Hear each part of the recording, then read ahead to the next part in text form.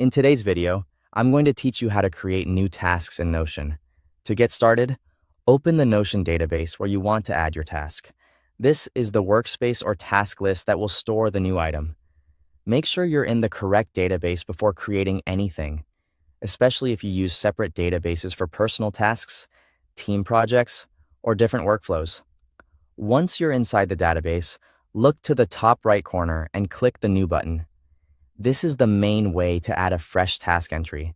As soon as you click it, Notion will open a new task page for you. Think of this page as the individual record where all the details for that task will live. Now, begin by entering the task name in the title field.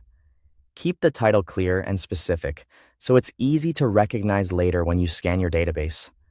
A good task name makes your system much easier to manage, especially when your list starts to grow. After that, add a status to the task. You can choose something like Not Started, in Progress, or Done, depending on the options available in your database. This helps you track where the task stands and makes it easier to organize your work visually.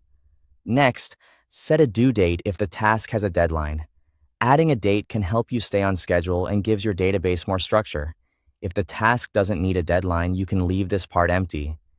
If your database includes an owner or assignee property, go ahead and assign the task to the appropriate person. This is especially helpful in shared workspaces because it makes responsibility clear right away. Then, choose a priority level for the task. Setting a priority helps you quickly identify which items need immediate attention and which ones can wait. It's a simple step, but it can make a big difference in how you plan your work. Now add any task details you want to include.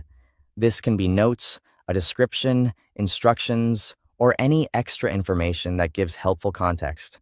The more useful details you include here, the easier it will be to come back later and know exactly what needs to be done. When you're finished, simply close the task page.